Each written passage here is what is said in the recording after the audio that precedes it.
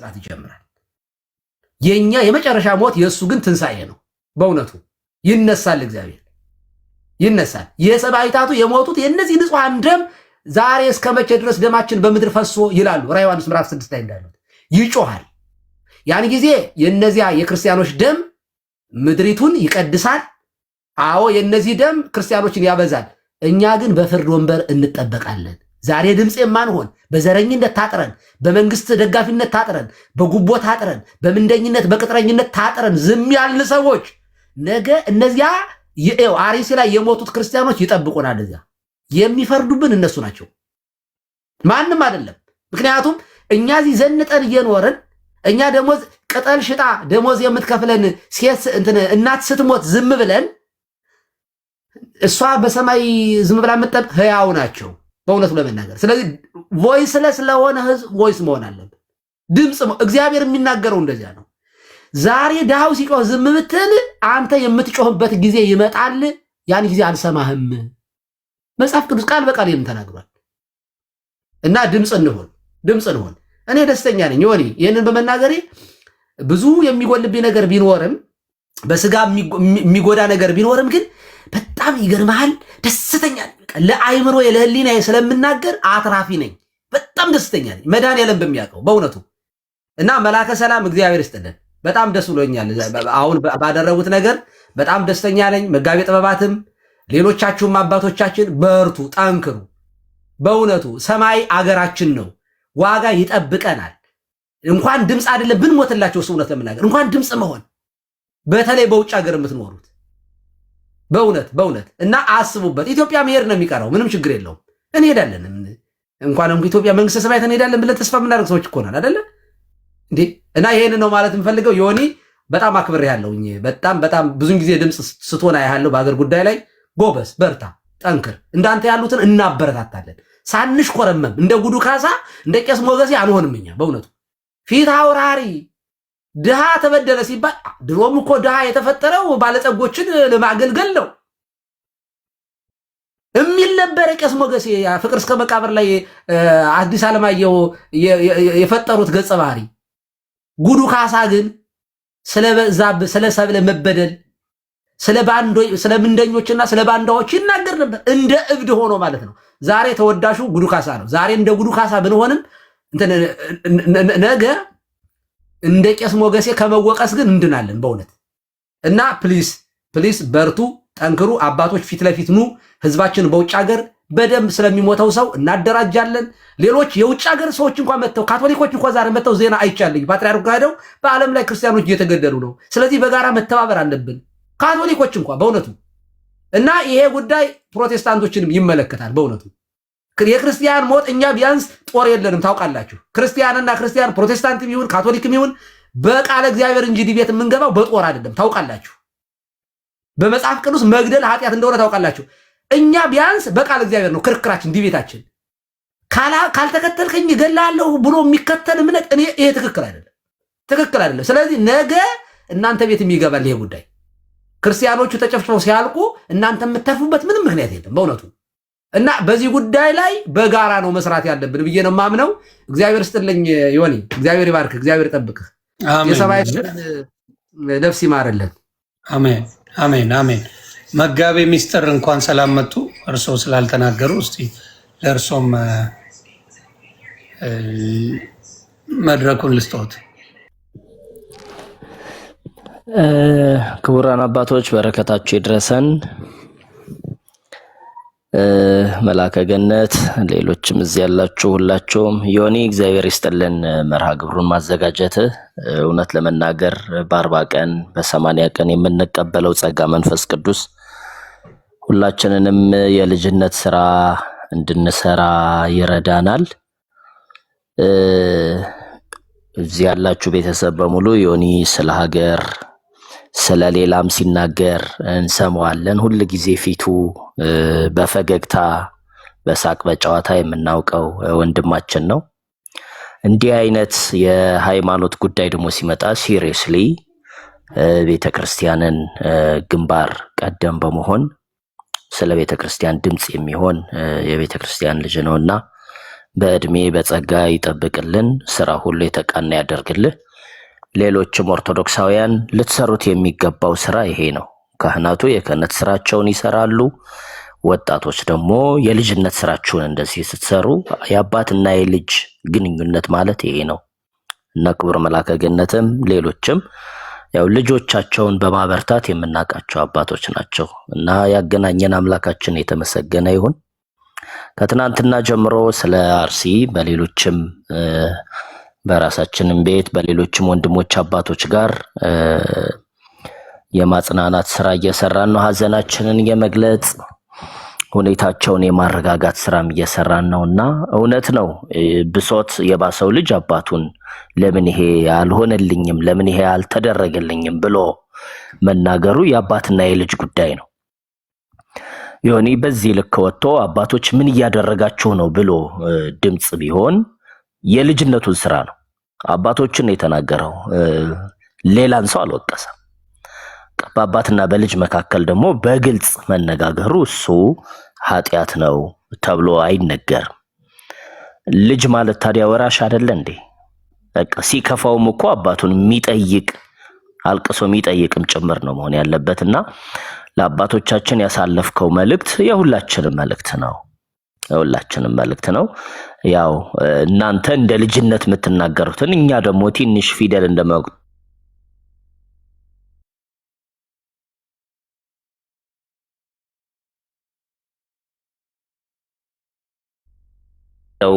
ጉዳይ በጣም የሚያሳዝን ነው። ሁላችንም አዝነናል። ከዚህ በፊትም ዮኒ ታውቃለህ ባሌ ላይ በነበረው ላይ ብዙ ስራ ሰርተሃል።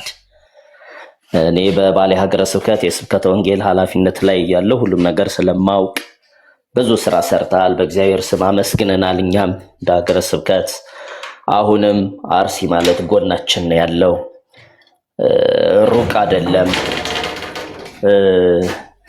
ስለዚህ እዚህም የሚደረገውን ነገር በጣም በጣም በጣም የሚዘገንን ለጆሮ የሚከብድ እውነት ለመናገር ምንም አይነት የፖለቲካም ሆነ የሌላ ዝንባሌ የሌላቸው ንጹሃን ባሉበት ይሄ ነገር ማጋጠሙ 100 ዓመት ከዛ በላይ እድሜ ያስቆጠረ ቤተክርስቲያን እንግዲህ ይሄ በጣም በቅርስነት እንዴት እንደሚመዘገብ እንዴት እንደሚጠራ ለሃይማኖቱ ብቻ ሳይሆን ለሀገሪቱም ጭምር ምን አይነት ድምጽ ምን አይነት ክብር እንደሆነ ይሄ ቤተክርስቲያን እየታወቀ እሱን ማጥፋት ግን ምን አይነት ሞራል እንዳላቸው አላቅም። አንዳንድ ያልገባቸውም አሉ። ዮኒ የምንሰማው ሚዲያ ላይ ህንጻው እንኳን ይሰራል ይሉሃል። ህንጻው እንኳን ይሰራል፣ ሰው ነው የሚሰራው። ልስታየው ንባቡ ትክክል ሊመስል ይችላል።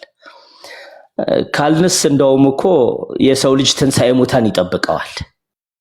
ሁላችን የሚገርመው የሚናገሩትን አባት ቫዮሌት አድርገዋል ብለው ነው ቲክታክ ያስወጣቸው። ኮፒ ሊንክ ታፕ አድርጉ። እንደዚህ አይነት ነገሮች ሲደረግ ብዙ ጊዜ ችግሮች ይፈጠራሉ። ብዙ ጊዜ እኚህን አባት አስወጥቷቸዋል። ቫዮሌት አድርገዋል፣ የሚናገሩን ነገር ሄት ስፒች ነው ብለው ሪፖርት አድርገዋል። ይሄ ነው ነገር። ስለሞቱት የሞቱት አይደለም እነሱ የሚገርማቸው፣ የሞቱትን ድምፅ ማፈን የነሱ ስራ ነው። በምታዩት መልኩ እኛ አባትን የሚናገሩ ቦታው ላይ ነበሩ የሚያዩ አባትን እንዲወጡ አድርገዋል። የሚናገሩት ንግግር የጥላቻ ንግግር ነው ብለው ነው ያደረጉት። ለዚህ ነው ኦርቶዶክሳውያን ትብብር ያስፈልጋል። እኔ ምንም አንድ ተራ ሰው ነኝ፣ ግን አባቶች ተናገሩ የት ነው ያላችሁት ብዬ ስል አባቶች ፊት ለፊት መጣው አለን አትግደሉብን፣ ኦርቶዶክስን አትንኩብን፣ ምዕመናንን ያለ ጥፋታቸው አትግደሉብን እያሉ ሲመጡ ደግሞ እነዚህን አባቶች ማክበርና እግዚአብሔር ያክብርልን ማለት ነው።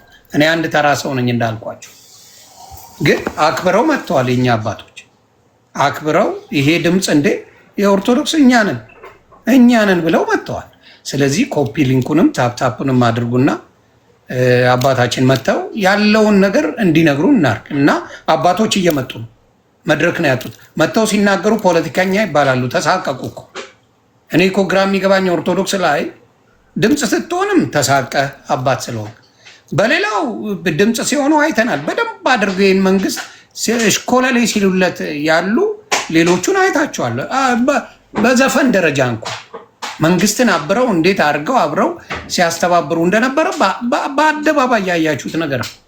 ለህዝብ ደግሞ ድምፅ የሚሆኑ አባቶች ሲመጡ እነሱን ማሸማቀቅ ስራቸው። እንግዲህ አርሲ ላይ ለሚጨፈጨፈው ወገን እነዚህ አባቶች ፊት ለፊት መጥተዋል። የመጡም አሉ፣ ማላቃቸው ከስር ሊኖሩ ይችላሉ።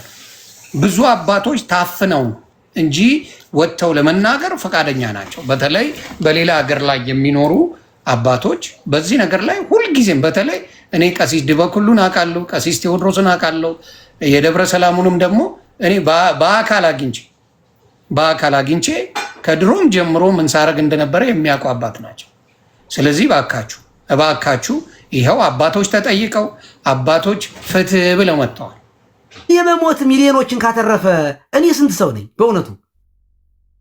ደግሞ በዚያው ላይ በሰማይ ቦታ አለን ብለን የምናስብ ሰዎች በእውነቱ አክሊል ይጠብቀናል ስሞት ብለን የምናምን ሰዎች ለምንድን ነው የምንፈራው? እኔ የመጀመሪያ የሚገለን ፍርሃት ነው የሚገለን። ፍርሃት ገዳይ ነው። ክርስቲያን የሚሞተው የፈራለት ነው። ለዚህ ነው ጌታ እንኳ ሐዋርያትን ጽንዑ ሀገረ ኢየሩሳሌም እስከትለብሱ ኃይለ ማርያም፣ ከላይ ከአርያም ኃይልን እስክትለብሱ ድረስ ከኢየሩሳሌም ከተማ እንዳትወጡ አላቸው። ለምን? የመንፈስ ቅዱስ ኃይል በእነሱ ላይ ከሌለ ሊፈሩ ነው። ወንጌል ሲሰበክ ሰይፍ በተመዘዘ ቁጥር የሚሮጥ ጴጥሮስ ሊመጣ ነው። የሚሮጥ የሚኮበልል ያዕቆብ ሊፈጠር ነው። ስለዚህ መንፈስ ቅዱስ ፈሪዎች ፍሩሃን የነበሩትን ጥቡዓን የሚያደርገው እሱ ስለሆነ ማለት ነው። ፍሩሃን የነበሩትን ጥቡዓን የሚያደርገው መንፈስ ቅዱስ ለሞት የሚያስጨክነው ብንሞትም እመኒ ሞትነ ወመኒ ሐየውነ ለእግዚአብሔር ንሕነ፣ ብንሞትም ብንኖርም እኛ ለጌታ ነን የሚያስብለው መንፈስ ቅዱስ ነው። እግዚአብሔር ከኛ ጋር የሚሰራ ከሆነ እንደ እስጢፋኖስ እየተወገርን ሰማያትን የተከፈተ ሰማይ ነው የምናየው። ለእግዚአብሔር የታመነ አገልጋይ እውነት ሞትን አይፈራም። በእውነቱ እንድንጨክን የሚያደርገን የያዝነው ዓላማ ነው። ዓላማችን ትኩረታችን ምድራዊ ነገር ላይ የተሰካ ከሆነ ገንዘብ ላይ፣ ራሳችን ማሰማር ላይ፣ ሆዳችን ላይ ከሆነ እለከርሶሙ ያመልኩ፣ ሆዳቸውን የሚያመልኩ ክብራቸው በነውራቸው ምድራቸው ሐሳባቸው ምድራዊ እንዲህ ያሉ ቅጥረኞች አሉ። እንዲህ ያሉት ሰዎች ነው የምንሆነው። ስለ እኛ ምንድነን? አሁን እውነተኛ እረኛ ነን ወይስ ምንደኛ ነን? እውነተኛ እረኛ ነን ወይስ ቅጥረኛ ነን? መጽሐፍ ቅዱስ የሚመሰክረን አገልጋዮች ነን ወይንስ ራሳችን የምናሰማራ ነን? እንደ አፍኒንና እንደ ፊናስ የእግዚአብሔርን መስዋዕት እየበሉ ህዝቡን እያስገደሉ ታቦት ተሸክሞ መውጣት ለምርኮ ነው የሚዳርገን። በእውነቱ አያድነንም። ስለዚህ ለሚሞቱ ድምፅ እንሁን። እንዲህ ሆነን ከሞትን ዋጋ አለን በሰማይ። ይሄ ጩኸት ባዶ የሚቀር ጩኸት እንዳይመስላችሁ። የዛሬ ጩኸታችን እንኳ ዋጋ አለው በእግዚአብሔር ዘንድ። እግዚአብሔር ይሰማል። ምክንያቱም መጽሐፍ እንደሚል ናሁ አዕይንቲሁ ለእግዚአብሔር ሀበ ጻድቃኑ ወእዝኑ ሀበ ስእለቶሙ፣ ነው የእግዚአብሔር አይኖች ወደ ጻድቃን ናቸው፣ ጆሮዎችም ወደ ልመናቸው። እግዚአብሔር ይሰምዕ እግዚአብሔር ጸሎተ ጻድቃን ይርቅ እግዚአብሔር ማጣን ወይ ሰምዕ ጸሎተ ጻድቃን። እግዚአብሔር ከኃጥአን ይርቃል፣ የጻድቃንን ጸሎት ግን ይሰማል። መጽሐፈ ምሳሌ ተጽፏል። እግዚአብሔር ይሰማል፣ የሚሰማ አምላክ ነው። መጮህ ደግሞ ተፈጥሯዊ ነው። በነገራችን ላይ መጮህ አንድ ሰው ሲመታ የሆነ ለምሳሌ ጫካ ውስጥ ምንም ሰው በሌለበት አውሬ ቢመጣብኝ እጮሃለሁ። ለምን? መጮህ ተፈጥሯዊ ነው። ስንመታ አለመጮህ ግን ኢሰብአዊነት ነው፣ ከተፈጥሮ ውጭ መሆን ነው። እየተመታን ነው፣ እየተገደልን ነው። አለመጮህ አለማልቀስ ግን ከሰብአዊነት ውጭ መሆን ነው። በእውነቱ እንዴ መጮህ በራሱ ተፈጥሯዊ ነው። ሰው ሲመታ አለማልቀስ አይችልም፣ አለመጮህ አይችልም። የምንጮኸው መንግስት ባይኖረን እንኳ እኛ ሊታደገን የሚመጣ ሰው ባይኖርም እንኳ አንደኛ የሚሰማን አምላክ ስላለ እንጮሃለን። ሁለተኛ ሰው ስለሆነ ነው የምንጮኸው። ሰው ያልሆነ ሰው ሲሞታ ሊጮህ አይችልም። እና ባካችሁ ሰው ሁኑ። በዚያ ይችን ጥቅስ ብቻ ተናግሬ ልጨርስ። በዚያ በኦሪት ዘፍጥረት ምዕራፍ 9 ቁጥር 6 ላይ እግዚአብሔር የሚናገረው ነገር አለ። ኦሪት ዘፍጥረት ምዕራፍ 9 ከቁጥር 6 ላይ የሚናገረው ነገር አለ። እንዲህ ነው የሚለው የሰውን ደም የሚያፈስ ሁሉ ደሙ ይፈሳል። ሰውን በእግዚአብሔር መልክ ፈጥሮታልና የምናወራው እግዚአብሔር በመልኩ ስለፈጠረው ሰው ስለተባለ ክቡር ነው። ችግኝ በመኪና ተገጨብኝ ብሎ እኮ ነው ጠቅላያችን ሲያለቅስ የሰማ ነው። ችግኝ ወለጋ ላይ ክርስቲያኖች እየሞቱ ነው በዶዘር እየተቀስ ይባል ጥላ እንትን ዛፍ እየተከልንባቸው እየተከልንላቸው የሚል እኮ የሞተ ለችግኝ የሚያለቅስ ለሞቱት ንጹሃን ግን ምንም የማይመስለው እግዚአብሔር እውነት እንዴት እንዲህ በእውነት ኃጢአታችን እንዴት ቢበዛ ነው በእውነት እንዲህ ላለ አይምሮ ተላልፈን መሰጠታችን በጣም ያሳዝነኛል። ስለዚህ ለወገኖቻችን ድምፅ እንሁን። ይህ አንድ ወንድማችን ፌስቡክ ላይ ማን ነው ሲሳይ ታደለ ነው ማን ነው የሚባል ልጅ እኔ ጎንደር ላይ አለ አሁን በህይወት ያለሁት አርሲ ላይ ስለሌለሁ ነው። አክሱም ላይ ያለ ኦርቶዶክሳዊ በህይወት ዛሬ ያለው አርሲ ስላልኖረ ነው። እኔ አሜሪካ የምኖረው ቄሱ ዛሬ በህይወት የኖርኩት አርሲ እዚያ ዛሬ ከሚገደሉት መካከል ባለመሆኔ ብቻ ነው እንጂ ማንም ለኔ ራርቶልኝ ወይ በማንነቴ አክብሮኝ አይደለም። ወንድሜ ነው፣ አካሌ ነው እየሞተ ያለው። የክርስቶስ አካል የሆነ ክርስቲያን ነው እየሞተ ያለው። እጃችን ነው እየተቆረጠ ያለው፣ እግራችን ነው እየተቆረጠ ያለው። በዚህ ደረጃ ካልተሰማን አንዱ አካል ሲታመም አለ ቅዱስ ጳውሎስ ሌላኛው አካል ይታመማል። ምክንያቱም እኛ የክርስቶስ አካል ነን እና እባካችሁ ስለሚሞቱት ድምፅ እንሁን፣ ወደፊት እንምጣ ለማለት ነው። እግዚአብሔር ይስጥልኝ። ቴንኪው። እሺ ዮኒ ሰላም ብያለሁ ሁላችሁንም። ቀሲስ ፍቱኝ ባርኩኝ። የአንድ ነገር ላሳያችሁና እስኪ የሆነ ነገር እንነጋገራለን ብዬ አስቤ ነው። አሁን ፍትህ ምንድነው? ፍትህ ሲጀመር ምንድነው? ለማን ነው ፍትህ የሚሰጠው?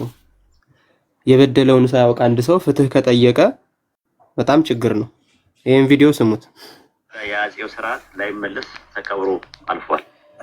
መጪው ዘመን የእስላም ነው፣ አትጠራጥሩ፣ ምንም ጥርጥር የለውም። እና እንደዛ ነው። ሌላው ያው ጊዜው የኛ ነው፣ የነሱ ወደ አንድ በኩል ነው ማለት ነው። ምን አሉኝ ጋሲስ? ጽሁፏን እቺ ፊት ለፊት ያለችውና ዮኒን ነው ወደ ጎን ወደ ታች አርጋት። ይሰማችኋል ብዬ አስባለሁ አይደለ? እንደሱ ቀጥል። ወደ የአፄው ስርዓት ላይመለስ ተከብሮ አልፏል። መጪው ዘመን የእስላም ነው፣ አትጠራጥሩ፣ ምንም ጥርጥር የለውም። እና እንደዛ ነው። ሌላው ያው ጊዜው የኛ ነው፣ የነሱ ነው ተብሏል። ጊዜው የኛ ነው ማለት ነው። መሬቱ ላይ በየክፍለ ሀገሩ ግንባታችንን እንቀጥላለን። የትውልድ የሚሆን ግንባታ ማለት ነው። በየክፍለ ሀገሩ በየአዲስ አበባው በየእንትኑ ባገኘነው አጋጣሚ መንግስትም ደግሞ ሸር ነው ለኛ መንገድ ቦታም ይሰጠናል። በነፃ ነው እየሰጠን ያለው። ስለዚህ እስከሰጠን ድረስ እንትን እንላለን ማለት ነው። በተረፈ ካፊሮች እኛን አይተው ተቋም ያስፈልጋል ሲሉ ነበረ። አይደለም ተቋም አይደለም መሬት ላይ በስነ ስርዓት መንቀሳቀስ እንኳን ከቻላችሁ አድናቂያችሁ ነኝ እኔ። በስነ ስርዓት መልካችሁ ሳይታይ ምን ሳይታይ በስነ ስርዓት እንኳን መሄድ አትችሉም። እናንተ እንኳን አይደለም ተቋም ይኖራችሁ ይቀርና ማለት እንደፈለጋችሁ አትሆኑም እኮ። እኔ ዛሬ 2 ዓመት ኢትዮጵያ ሄጄ እንደፈለግኩ ነው። በፌዴራል ታጥሬ ነው ሲሄድ የነበርኩት። ጥሩ ፌዴራሎች፣ የሚታወቁ የሙስሊም ፌዴራሎች በስነ ስርዓት የሆነ ነገር ካጋጠመ ደውል ብለው ቀብሰስ እያልኩ ነው ስኖር የነበረው ማለት ነው ሳልፈራ። እሺ አሁን ፍትህ ካላችሁ እንዲህ አይነት ገዳይ ማን እንደሆነ እያወቅ ነው ማለት ነው። አትሊስት ተቋሞችን እንገነባለን የሚሉት ነገር ምንድነው? ከዚህ በፊት አርሲ ላይ የውሃብያ ትምህርት ቤት ተገንብቶ እንደነበረ ታውቃላችሁ ሁላችሁም። በተቋም ደረጃ ይሰሩ እንደነበረም ታውቃላችሁ ሁላችሁም። አርሲ ላይ ብቻ አይደለም፣ ወረባቦ፣ ደቡብ ወሎ፣ ኮምቦልቻ ቤዝ አላችሁ። ሁላችሁ የምታውቁት ነገር ነው። ለምን እንደምንሸዋወድ እኮ ነው ግራ የሚገባኝ እኔ።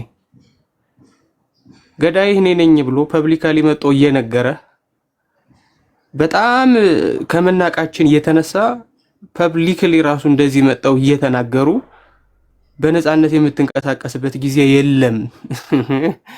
ቀጣይ በነፃነት የምትንቀሳቀስ ከሆነ ታያለህ። መንግስትም ቢሆን ከኔ ጎን ነው፣ ፌዴራል አጅቦኝ ነው የምንቀሳቀሰው እያለ ከዚህ በላይ ምንድን ነው የምትፈልጉት? ፍትህ የምትሉት ምንድን ነው? ፍትህ ገዳይ ፊት ለፊት መጥቶ እየተናገረህ እኮ ነው። ፍትህ ያለው በእጅህ በክንድህ እኮ ነው። ከስር ኮሜንት ብትመለከቱ እና ከዚህ በኋላ ያለው ሁለት መንግስት ነው ያለው ይላል። ቆይ አንዴ እንደውም እሱን ስሙት። ሁለት መንግስት ነው ያለው፣ የኛ መንግስትና የአብይ መንግስት ምናምን ነው የሚለው። ቆይ አንዴ ስሙት። እሱ እንደዛ አይደለም ራሱ ማለት አንዴ ቆይ እና አይናችሁ እያየ በደንብ ኢትዮጵያ ውስጥ በደንብ ተቋም ምንድነው በደንብ እንገነባለን። ራሱ የትምህርት ለትውልድ የሚሆን ለመጻኢ ጊዜ የሚሆን ነገር እንሰራለን ወደፊት ኢንሻአላህ። በደንብ ምንም እንትን ማለት ነው። ምንም አይላቸውም ብሏል። ምንም አይለንም። የመንግስት አካላትም በዚህ መልኩ ምንም የሚያመጡት ነገር የለም። እየሰማችሁ ነው። የመንግስት አካላት የሚያመጡት ነገር የለም እያለ ነው። ከዛ ልጁ ሊጠይቀው ነው። ስሙት። ይህንን ጥቅም ባስብ ኖሮ አሁን ስለ ኢብራሂም አልናገርም ነበር። እኔ አልፈራም። አንደኛ፣ ሁለተኛ ነገር ደግሞ ላይሰንሳችንን መንጠቅ አይችሉም። ይሄ ላይሰንስም አላቸው። ዳር ላይሰንስድ በፈቃድ ነው የሚንቀሳቀሱት። ዝም ብለው አይደለም የሚንቀሳቀሱት። ላይሰንሱን የሚሰጣቸው መንግስት ነው። መንግስትንም ከመናቃቸው እየተነሳ ምንም ያመጣው ነገር የለም ነው የሚሉት። አብሶሉትሊ ማለት ነው። ስሙ አንደኛ ማለት ነው። እና መንግስት ምንም ማድረግ አይችልም። አይምሰላችሁ ኢንሻአላህ። ሁለት መንግስት ነው ያለው ማለት ነው ኢትዮጵያ። እንደዛ ከሆነ አዎ ሁለት መንግስት ነው ያለው። አንደኛው የአብይ መንግስት ነው። ሁለተኛ ያለው መንግስት ደግሞ ሰማይና ምድር በመካከላቸው ያለውን የፈጠረ የዓለማቱ ጌታ መንግስት አለ። ንግስና በዚያ ቀን ለአላህ ነው ይላል። በሰማይና በምድር ያለው ንግስና የአላህ ነው ይላል። የአላህ ሙልክ የአላህ ንግስና ማንም የሚቋቋመው የለም።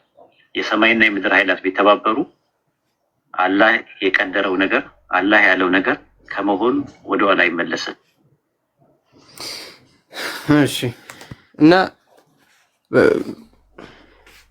ሰው አሁን ፍትህ ብሎ የሚጮኸው የበደለውን ሰው ካላወቀ ወይም ደግሞ የበደለውን ሰው ቢያውቅ እንኳን በራሱ ምንም ማድረግ ማይችል ሲሆን ከበላይ ያለውን አካል ለፍትህ ይጠይቃል። ይሄ ሰብአዊ ድርጊት ነው። ቀሲስ ሲናገሩት እንደነበረው ማለት ነው። እኛ የሚበድለንን አናውቅም ወይ? እናውቃለን። እያረደን ያለንን ሰው አናውቅም ወይ? እናውቃለን። ተቋማቱን አናውቃቸውም ወይ? እናውቃቸዋለን። እና አሁን ምን ይሁን? ከዚህ በፊት እኮ በጣም ብዙ ጊዜ ፍትህ ለአርሲ ተብሎ ተጮኸ። በየቢቢሲው በየእንትኑ ይዘገብ ተብሎ ሶሻል ሚዲያ ተዘመተ። ያ ሁሉ ነገር ግን አርሲ ለሚጨፈጨፉት ሰዎች ያመጣው አንድም ፋይዳ የለም። አንድም ፋይዳ ማለት ነው።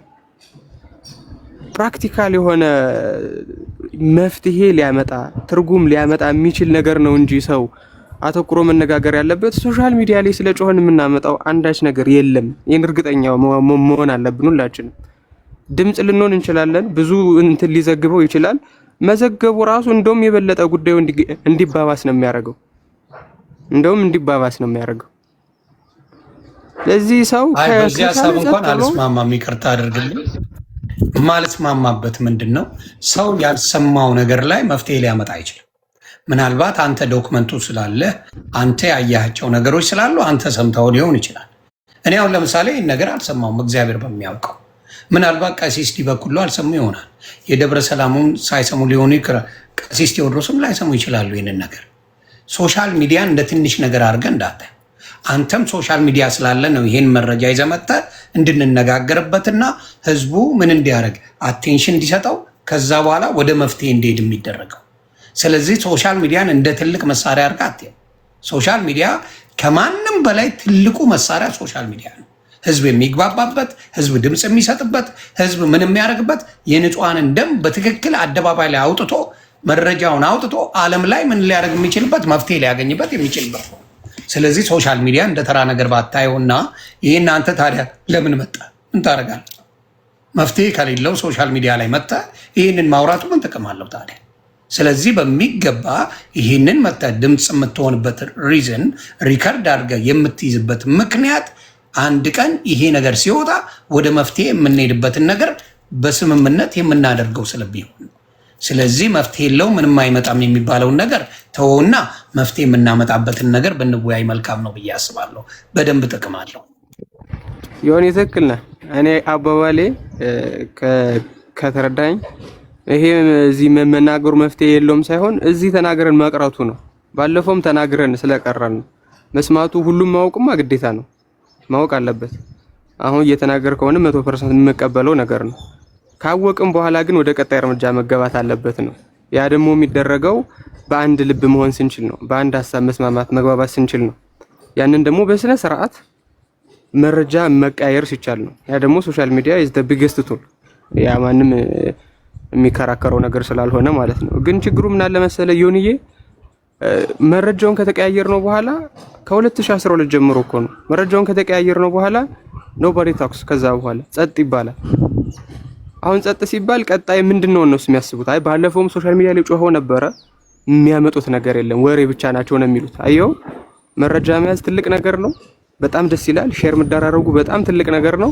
እኛ ስንገባበት ምን ያህል እንደምናንቀጠቅጥ ታውቀዋለህ። ያ እኛ ስንገባበት ተወርቶ የሚቀር ነገር የለም በፍጹም። አይ ነው ለዛ ነው እንድትገቡበት ስለምፈልግ ነው። ስለዚህ በደንብ አድርገን ገብተንበት ይህንን ጉዳይ ምን ያህል ውጤት ይዘንበት እንደምንመጣ ምንም ጥያቄ የለውም። አብይን ስናመላልሰው ነበር፣ ጥያቄ የሌለው ነገር ነው። አሁንም ይሄ የወገኖቻችን ማለቅ በደንብ ህዝቡን አንድ ላይ አድርጎ በደንብ ጥቁር አስለብሶ ፊት ለፊት አደባባይ ላይ ወጥቶ ድምፅ መሆን እንደሚቻል እናሳያለን። ምንም ጥያቄ የሌለው ነገር ነው እና እንደሚሆን እርግጠኛ ስለሆንኩ ነው። እየተገደለ የሚኖር ኢትዮጵያዊ የለም። ኢዝና ገና ሃፕን ገብተዋል። በዚህ ነገር ላይ ምንም ፊት የሚሰጥ የለም። አባቶችም ይኸው ፊት ለፊት መጥተዋል። በአደባባይ መጥተው ይኸው ለልጆቻችን ድምፅ እንሆናለን፣ ለቤተ ክርስቲያን ድምፅ እንሆናለን፣ እየተሰደብንም ቢሆን ፊት ለፊት እንጋፈጣለን ብለው መጥተዋል። ይኸው ይሆንም ሌላም አባት ነበሩ ገብተው ነበር፣ መጋቤ ገብተው ድምፅ እየሆኑ ነው። በሙሉ አባቶቻችን መጥተዋል። ከአባቶቻችን ጎን የመቆም ደግሞ የምዕመናኑ ኃላፊነት ነው። ስለዚህ አባቶች መጥተው ይህንን ነገር ተጋፈጡ ካሉን እኛም ደግሞ የሚገባንን የሚደረገውን ነገር ካደረግን ምን ይሆናል? ህዝብና ምኑ ምዕመናኑና አባቶች አንድ ላይ ሆኑ ማለት ነው። አንድ ላይ ሆኑ ማለት ውጤት ይዘን እንመጣለን። ስለዚህ አባቶች እዚህ ጋር መጥተዋል። በሚገባ ይህን ነገር ያደርጋሉ። በነገራችን ላይ እታች ሆነው የሚጽፉት አብዛኛዎቹ ካድሬዎች ናቸው። ብዙ አቴንሽን አትስጧቸው፣ ብዙ አትመልሱላቸው። ከስር ላሉት ካድሬዎች እንደሆነ ማንም ያውቃል። ማንም የሚያውቃቸው ነው። በሙስሊም ስም በጴንጤ ስም በምን ስም እየመጣ ብዙ ፖለቲካ ከስር የሚሰሩትን በደንብ አድርገን ስለምናውቅ እኔ ሶሻል ሚዲያ ላይ መሪያችሁን ጠፍጥፌ እሰራለሁ። ሶሻል ሚዲያ ላይ ጉራ ሳይሆን የሚታወቅ ነገር ነው። ስለማቀው በአቴንሽን አድርገው በአዲስ አካውንት እያደርጉ አቴንሽን ወይም ደግሞ ነገራችሁን ለማስቀየር ከስር እየጻፉላይ ናቸው። ከስር የሚጽፉትን ትታችሁ በደንብ አድርጋችሁ ፊት ለፊት ላይ መሰራት ያለበትን በደንብ አድርጋችሁ ብትናገሩ መልካም ነው ብዬ አስባለሁ። ክበሩልኝ። ቀጥል ታላቁ። እኔም እንትኑ ይሄ መረጃ መቀያየሩን በእናንተ እጅ እንዲገባ የምፈልገው ለምንድን ነው? አትሊስት የሆነ ነገር ማድረግ ትችላላችሁ ብዬ ስለማስብ ነው። ፖለቲካል ኮኔክሽኑም አላችሁ፣ ሎጂስቲክስ እናግዝ ብትሉም ትችላላችሁ። ያን ያክል የሚቸግራችሁ ነገር የለም። ስለዛ መረጃ እናንተ ብትይዙ እና እናንተ ቢኖራችሁ የተሻለ በጣም ጥሩ ነገር ነው የሚሆነው። እሱ ከኛ የተሻለ አቅም ስለሚኖራችሁ ማለት ነው። ችግሩ ግን የሚሆነው ወይ አሁን እኮ መረጃ ጥሩ ነገር ነው ያቀረብከው፣ በጣም ቆንጆ ነገር ነው ያቀረብከው። ግን የመረጃ እጥረት ህዝቡ ላይ አለ ብለህ ታምናለህ? የመረጃ እጥረት በደንብ አለ። ግን ደግሞ ችግሩ ምንድነው? መረጃውን የሚይዘው ሰው እንደ መረጃ ብቻ ነው የሚይዘው፣ ወደ ድርጊት መግባት አይፈልግም። በቂ አይደለም ወይ? አሁን ለምሳሌ በየአደባባዩ በአሁኑ ሰዓት ላይ ቴክኖሎጂ ያለበት ዘመን ነው። ገበሬ ሁሉ ስልክ በእጁ ላይ ይዞ ነው የሚንቀሳቀሰው። የሁሉ ሰው የሁሉ ግድያ እንዴ! ጦርነት የሌለበት አካባቢ የት አካባቢ ነው? ወጣቱ ሽማግሌዎቹ ልጆቻቸውን ጫካ ልከው ነው ያሉት። የሁሉ ነገር እየሆነ የሁሉ ግድያ እየተሰማ እኔ የምጠይቀው ጥያቄ ምን ሆነን ነው እንጂ ከድንዛዜ እንዴት ነው መንቃት የሚቻለው? ካልሆነ በስተቀር በዚህ ዘመን የኢንፎርሜሽን እጥረት አለ ብሎ ማሰብ እኔ በጣም ይከብደኛል። ኦኬ እኛ አሁን ሰምተን የለ አሁን እዚህ በውጭ ሀገር ምን ነው ቆይተው እሺ እናንተን ተው በውጭ ሀገር የምንኖር ቅድም መላከ ሰላም ሲናገሩ ነበረ። በጣም ትልቅ እንትን ነበረ። በደንብ ሰላማዊ ሰልፍ መውጣት መደራጀት ነገር ነበረ ድሮ። አሁን ላይ እኮ እኔ በጣም ነው የሚገርመኝ እኮ ምንም እኮ የሚያወራ የለም። መድረክ ላይ ራሱ የሚያወራ የለም።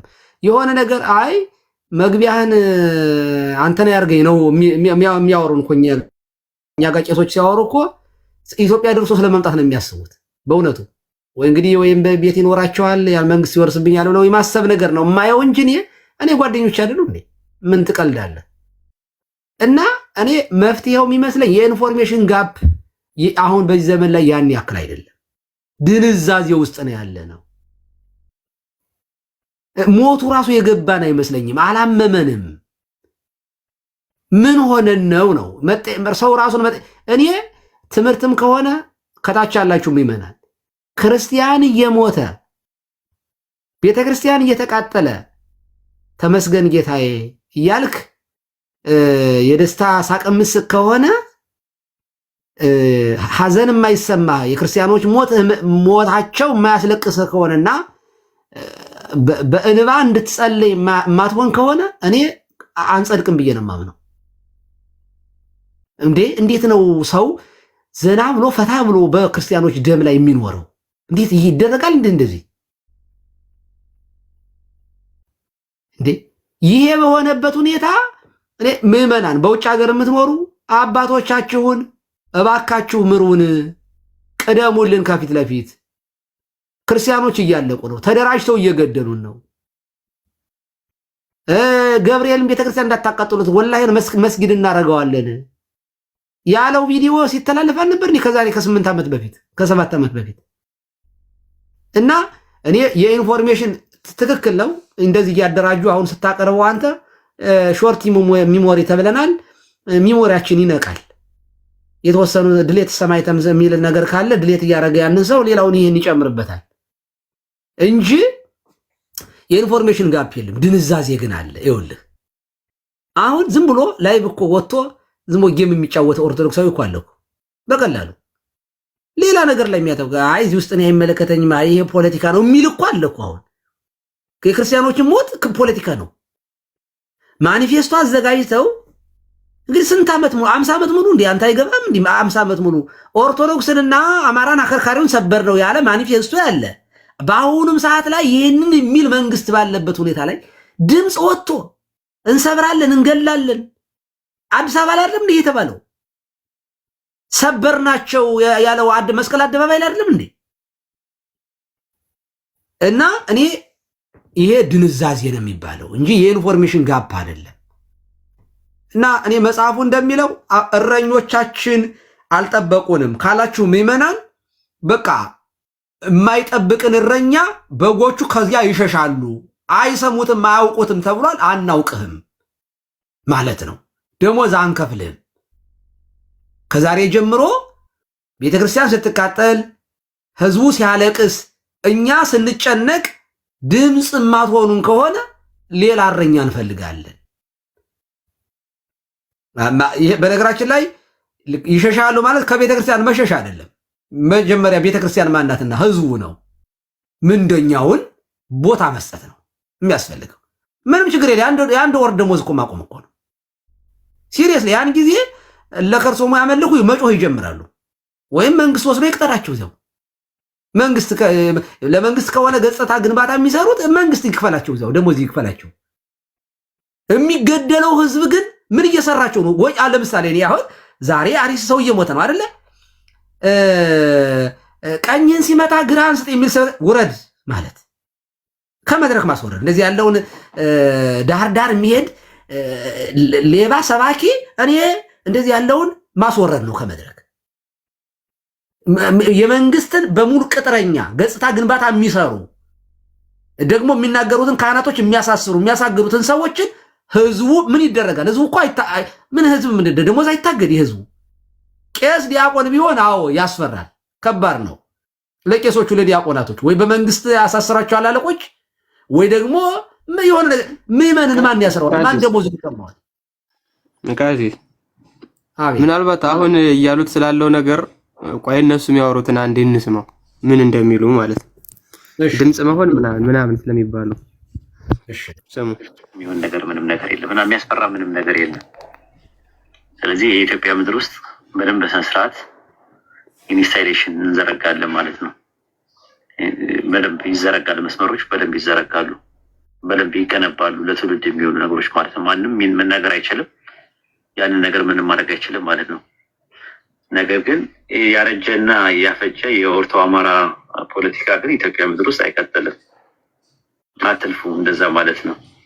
ገና ላይሰንስ ስትሉ ሄዳችሁ ላይሰንስ የምትሉት ሂዱና ሲኖዶሱን ተናገሩ ነው የምትባሉት። ሂዱና ሲኖዶሱን ጠይቁ ነው የምትባሉት። ቆይ ግን ታላቁ ጅብሪል ጥያቄ አለኝ። ይህን ነገር መንግስት እየሰራው ቢሆንስ? አንዳንዴ ቆም ብሎ ማሰብ ጥሩ ነው። እነዚህ የመንግስት ተከታዮች ነገሩን ከብልጽግና አውጥተው ሙስሊም ላይ አላከው ነገሩን የሚያደርጉ ቢሆኑስ? እርግጠኛ ነኝ ይሄ የመንግስት እጅ አለበት። መንግስት እያየ ዝም ካለ እንትን አለ። ስለዚህ ሙስሊም ላይ አላከው ሙስሊምና ክርስቲያን ይፋጫል፣ ሙስሊምና ክርስቲያኑ ይጨራረሳል። መንግስት ቁጭ ብሎ ያያል። ከዛ በኋላ ከተጨራረሰ በኋላ ተጎን በመሀል ገብቶ አሸማጋይ ሊሆን ይችላል። ይህንን ነው የማስበው። ስለዚህ ሙስሊሙ ላይ ማላቀቁ ሙሉ ለሙሉ ትክክል ነው ብዬ አላስብም። ገብቷል። አንተ አሁን የገባ የመሰለ ይሄ ሰውዬ ፊቱን ሳያሳይ ምኑን ሳያሳይ ዝም ብሎ መጥቶ ሙስሊም ነው እያለ ሙስሊምን ከኦርቶዶክስ ጋር ለሙስሊም ሙስሊም ሙስሊም ሙስሊም መባሉ ለምን አስፈለገ? ሌላ ቦታ ሳይገደል ቀርቶ ነው? ሌላ ቦታ ሳይጨፈጨፍ ቀርቶ ነው? ሌላ ቦታ ሳያልቅ ቀርቶ ነው? ለምንድን ነው በሙስሊምና በኦርቶዶክስ መካከል ያኛው ነገር የተፈለገው? እሱንም ቆም ብሎ ማሰብ ጥሩ ነው ብዬ አስባለሁ። ስለዚህ እኔ በዛ መልኩ ነው የማየው እንጂ አብሶሉትሊ ሙስሊሞች ለኦርቶዶክሶች እንዲያርጋሉ ብዬ አላስበው። ምክንያቱም ጓደኞቻችሁን የሆኑ ጥሩ የሚያስቡ መልካም የሆኑ በጣም በሚሊዮን የሚቆጠሩ ሙስሊም ወንድምና እህቶች አሉ። ይሄ በደንብ በጀት ተመድቦለት በበጀት ተደርጎ የሚሰራ ነገር እንጂ አብሶሉትሊ ሙስሊሞች ሆን ብለው ኦርቶዶክስን ለማጥቃት ታርጌት አድርገው የሚሄዱበት ነገር ነው ብዬ አላምንም። ይሄኛው ለፖለቲካ የተጠቀመበትና ኦርቶዶክስ ከሙስሊም ጋር እንዲባላበት የሚሰራ መሆኑን እኔ በደንብ ነው የማውቀው። ምንም ይሄ ጥያቄ የለው። ስለዚህ የነሱ ስራ የኦርቶዶክስን ሳይሆን መች ሰብከውት ያውቃሉ? መች በእንደዚህ ነገር መጥተው ያውቃሉ? ይሄ ግን ሞር መሰራት ያለበት ብዬ የማስበው መንግስት ራሱን ነፃ ለማውጣት ሙስሊም ላይ አላኮ የሄደበት ምክንያት ነው የሚመስለኝ። እኔ እንደዛ ነው ማለት። አሁን እኮ ሊያብራራው ነው እሱ ራሱ። አንዲት ደቂቃ ብቻ ነው፣ አንድ ደቂቃ ብቻ። ቤተ ክህነት ማህበረ ቅዱሳን በማን ስር አሁን እየተጨፈለቀ እንደሆነ ጸጥ እኮ ነው። እንትንም የለም እኮ እንቅስቃሴ እኮ የለም እኮ። ሰምታችሁ ታውቃላችሁ? መግለጫ ሲሰጥ ሲኖዶስ ፖለቲከኛ ነው። አሲዘኝ በፈለግከው አንድ ሙስሊም ቤተ ክህነት ብሎ አውርቶ አያውቅም። ቆይ እስኪ ቆይ እንስማው። አሁን በፈለግከው አሲዘኝ ቀሲስ ስሙ፣ በደንብ አድርገው፣ በደንብ ስሙ። ክበሩ ቀሲስ ስሙ። ግን ለእኛ በጣም የሚጠቅም ነገር ሪያሊቲ ስላለው ለምሳሌ ለምን እንደማይናገሩ ሊያስረዳ እኮ ነው። ሪያሊቲ ያለው እስኪ እንስማው። የሚደርስበት ነገር ያውቃል። እንዳለ ሲኖዶስ ከላይ ያሉ ሰዎች በቁጥጥር ስር ውለዋል። ቤተ ክህነት በቁጥጥር ስር ውሏል። ቅድስት ሥላሴ ዩኒቨርሲቲ በቁጥጥር ስር ውሏል። ማህበረ ቅዱሳን ትንፍሽ አይላትም። እስቲ ወንድ የሆነ እስቲ ማህበረ ቅዱሳን ተነስቶ ስለ እስልምና እሳደባለሁ እንደ ድሮ ቢል አሁን የለም፣ ይቀፈደዳል። ስለዚህ እንዳሉት ነው፣ ጊዜው የነሱ ነው ብለዋል እና ጊዜው የኛ ነው። ነገሩ ቀሲስ አሁን ይሄን ተከታተሉሽ ይሄ ቪዲዮ አሁን የሚያሳየው ሙሉ በሙሉ ሪያሊቲ ነው። በቃ ላይ ምን ማድረግ እንዳለብኝ በደንብ ሰራበታለሁ። በደንብ ወዳጆች ስላለን ኢትዮጵያ ላይ በሃይማኖት ደረጃ የሚያጨፋጭፈው ይሄ ሰው ነው ብለን እዛ እናደርጋለን። በአንዴ ነው ሪፖርት የሚያደርጉት፣ በአንዴ ነው ማውራ፣ ሁለቴ እንኳን አይደለም። ቃል ለምድር ለሰማይ ለእኔ ብቻ አንተ ሙሉ ኢንፎርሜሽኑን በውስጥ ንገረኝ። በውስጥ የሚሰሩ በጣም በጣም በጣም የታወቁ ጀግና የኦርቶዶክስ ወንድሞች አሉኝ፣ እህቶች አሉ። ይህን ነገር ማድረግ ከባድ አይደለም። ይሄኛውን ሙሉ ሪከርዱን ትልክልኛለህ። ይሄን ሙሉ ሪከርዱን ወጥተን አስተርጉመን እዛ እናስገባዋለን፣ አስተርጉመን። ስለዚህ ቀላል ነው። ወደ ምንድነው ወደ መፍትሄው ነው የምንሄደው። በጣም ከባድ አይደለም። እንደነሱ እኛ ያለ እውቀት የምንመራ አይደለንም። አብዛኛዎቹ የነሱ ሰዎች አልተማሩ፣ ታውቃለህ፣ ፊደል አይቆጥሩ። ስለዚህ ያንን ነገር ነው የእሱን በዚህን የያዘውና ግን እውነቱን አይደለም ወይ የሚለውም ሀሳብ ብሰጥበት እውነቱን አይደለም ወይ አልተኛንም ያለው ትክክል ነው። ተኝተዋል፣ ምንም አታመጡም፣ እንቀፈድዳቸዋለን፣ እንዲናርጋቸዋለን፣ እናጠፋቸዋለን የሚለውን በደንብ ሪከርድ ተደረገውን በእንግሊዝኛ አስተርጉሞ በስዊድን ላንጉጅ አስተርጉሞ የሚያስገቡ በጣም ቀለል ያሉ ወንድምናቶች አሉ። ስለዚህ እውነቱን ነው። አሁን ሪያሊቲውን እንቀበለው። እውነቱን ነው። የተጨመረ ነገር አለ። የጨመረውን ልንገሩታ ቀሲስ የጨመረውን ስሙት። እዚህ ጋር ጨምሯል። ዮኒት ትክክል ነህ። ትንሽ የማጋነንና አጉል የሌላቸውን ፒክቸር የመስጠት ነገርም አለ። ለምሳሌ አሁን ሁሉንም እኛ በቁጥጥር ስር አድርገነዋል፣ ሁሉንም በቁጥጥር ስር ይዘነዋል የሚለው ኦብቪየስሊ ሁሉንም በቁጥጥር ስር እንዳላደረጉት መቼም ይታወቃል። ግን ነደደ ሲሉት ተቃጠለ እንደሚባለው አንድ ሁለት ሰው ከያዝክ የሆነ መዋቅር ውስጥ ሁሉን እንደያዝከው አድርገህ ማውራትና አቅም እንደፈጠርክ ፕሮፓጋንዳ አንዱ የፖለቲካ ስራ ነው። አሁን ግን ጉዳዩ ማለት ነው የሆኑ ሰዎች ሳይሆን ሲስተም ነው።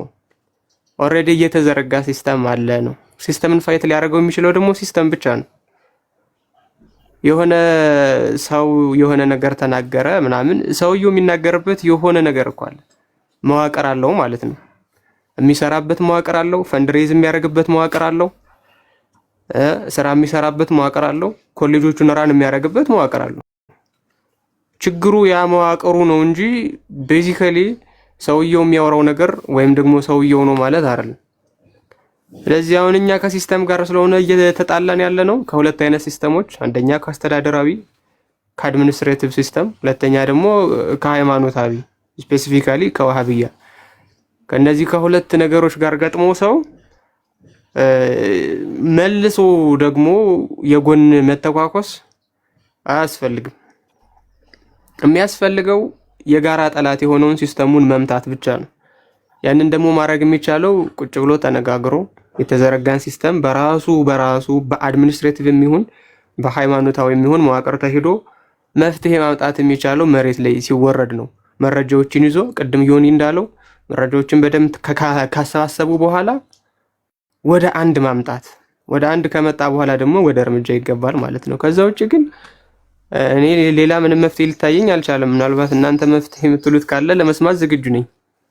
ቀሲስም ሌሎቻችሁም አይ የምትላቸው ነገሮች ምንም ጥያቄ የለውም። ግን እኔ አሁን የፕሮቶኮል ጊዜ አልፏል ብዬ ነው የማምነው። የኢመርጀንሲ ጊዜ ነው። አሁን በዚህ ጊዜ ሰው እየሞተ ነው። በዚህ ሰዓት ላይ ጫካ ውስጥ ያለ ህዝብ አለ ላለመሞት ማለት ነው። አርሲ ውስጥ ያሉ ኦርቶዶክሳውያን ጫካ ውስጥ ናቸው ያሉት። የተገደሉትን ቆጠርን እንጂ የተፈናቀሉትን በየጫካው የወደቁትን እኮ ስንት አንድ የዛሬ ወር ነው 6 ወር ምናምን እኮ አንዷ መታ እኮ 6 ቤተሰብ ይናልቃ ጨርሻለሁ እኮ ያለችን እዚህ ቲክቶክ ላይ መታ 6 ቤተሰብ ታረዱብኝ። ዱባይ ላይ ሆና የገባች ልጅ ላይ በላይ ክርስቶፎሮስ ቤት ነው ማን ቤት ነበር የነበረው? እኔ እያወራሁት ያለሁት ይኸውላችሁ፣ እንደራጅ መደራጀት ይሄ ሁሉ ጊዜ ይፈልጋል። አዎ መደራጀት አለብን፣ ግን ኢመርጀንሲ ነው። እንደዚህ ያለ ነገር ሲፈጠር እንትን መደንዘዝ የለብንም። መንቃት ነው ያለብን። ኖ ማለት ነው ያለብን። ፍጥነት ያስፈልጋል። አምቡላንስ ነው የሚያስፈልገው እኮ። ኢመርጀንሲ ላይ የዓመት እቅድ አታወጣም። ነፍስ አድን ላይ መሯሯጥ አለብን። የሚሞቱ ሰዎች አሉ። መጀመሪያ ኖ ብሎ መነሳት፣ ውስጥ ለውስጥ ደግሞ የመደራጀትን ስራ። መደራጀት ቀላል አይደለም፣ ጊዜ ይፈልጋል። እኔ አይተናል። ከዚህ ቀደም ሲገደል በማነው ሲጠቃ የነበረ ሰው ከስንት ዓመት በኋላ ነው የነቃው በእውነቱ። እና ደግሞ መደራጀትና የተናቀ ምን መስራት እንደሚችል ከፖለቲከኞችም አንዳንድ የምንማረው ነገር እኮ አሉ። ትንሹ ነው እኮ ጫካ ገብተው እኮ አገር መርተዋል። ይሄ ጥሩ ነገር ነው በእውነቱ። ይሄ ጠንካራ ነገር ስለሆነ እንማርበት፣ ጥሩ ነው። ኦርቶዶክሳውያን አቅም አለን። መርሃችን ደግሞ ታውቁታላችሁ፣ የሰላም ነው። ታሪካችን የሚያሸማቅቅ አይደለም። ሙስሊሞች ሲመጡ ያስተናገርን፣ ፕሮቴስታንቶች ሲመጡ ቦታ የሰጠን፣ የኢትዮጵያ ኦርቶዶክስ ተዋሕዶ ቤተክርስቲያን ፖለቲከኞች ግን የሚያወሩት ምንድን ነው? ጨቋኝ እንደሆነች፣ ገፊ እንደሆነች። ታሪካችን ግን አክሱም ላይ የሚነግረን ከመካ መዲና የተባረሩትን ሙስሊሞች ስንቀበል ነው። ታሪካችን የሚነግረን እሱን ነው። ሌሎቹንም ስንቀበል የኢትዮጵያ ቋንቋዎች በታሪክ ውስጥ ሳይጠፉ እዚህ መድረሳቸው የሚያሳየው የኢትዮጵያ ቤተክርስቲያን እኮ ነገስታቶቿ ሳይቀሩ የሰውን ቋንቋ የሰውን የብሔር ማንነትን ያከብሩ እንደነበር ነው ታሪክ የሚነግረን። እና የምናፍርበት ሳይሆን የማንሸማቀቅበት የምንኮራበት ታሪክ እንደ ቤተክርስቲያንም እንደ ሀገርም አለን። ስለዚህ ሞታችን እንዲቆም ቁርጠኛ እንሁን። በቃን፣ መሞት በቃን። ኖ ሞር። ከዚህ በኋላ መንግስት የማትጠብቀን ከሆነ መንግስት የለም ማለት አለብን። የማንን ፀጉር ነው የምታበጥረው? ፒስ ኤንድ ሴኩሪቲ የአንተ ድርሻ ነው። እነገሌ ማለት እኮ መንግስት አይችልም። በነገራችን ላይ አርሲ ውስጥ የሚገሉን እነገሌ ሙስሊሞች ናቸው ምናምን እንበል እንጂ እኮ ኃላፊነት እኮ የመንግስት እኮ ነው። ማንኛውም ህዝብን የመጠበቅ ኃላፊነቱ የማንኛውም ሌላው ቀርቶ እንትን ይሄ ኦነግ ነው የሚገል ቢባል ራሱ ተጠያቂው መንግስት ነው። መንግስት አገር ላይ እስካለ ድረስ ኃላፊነቱ የመንግስት እኮ ነው። ማንኛውም ፋኖም ይበል እንደው ማንም ይባል ተጠያቂው ኢትዮጵያ ውስጥ መንግስትና መንግስት ብቻ ነው። ምክንያቱም እኔ መንግስት ነኝ ብሎ ተቀምጧል። ደግሞ በምርጫ አሸነፍኩኝ ኢትዮጵያ መረጠች እያለ ፉሽካ የሚነፋ መንግስት ባለበት ሀገር አባት አስከሬን የልጁን አስከሬን አስቀምጦ ሊመርጠኝ መጣ የሚል መንግስት እኮ ነው ያለን እንዴ። ስለዚህ ተጠያቂነቱ ዙሮ መንግስት ላይ ነው የሚሆነው፣ ዙሮ ማንኛውም ሰው ቢሆን። ምክንያቱም ሀገርን መጠበቅ ሃይማኖት በሃይማኖት እርስ በርስ ግጭት እንዳይፈጠር የማድረግ የመንግስት ኃላፊነት ስለሆነ እኛ ጦር የለን፣ የመንግስት ኃላፊነት ስለሆነ እኛ ጦር የለን። እና ጥሩ ነገር ነው ዛሬ የሆነው። ዮኒ በጣም እናመሰግናለን። ትክክል ነው። እንደዚህ ባሉት ነገሮች በያዝካቸው ነገሮች ጓደኞችም አሉ በጣም ጠንካራ የሆነ ሐሳብ የሚሰጡ ልጆች አሉ። ፕሊዝ ሀገር ኃላፊነት አለብን። የሀገር ኃላፊነት አለብን። የቤተ ክርስቲያን ኃላፊነት አለብን። አንገደል አልን እንጂ ሙስሊም በማንነቱ ሊጠቃ አይገባም። እኔ 2 ሳምንት አልሆነኝም አክሱም ላይ እውነትም እንደሚባለው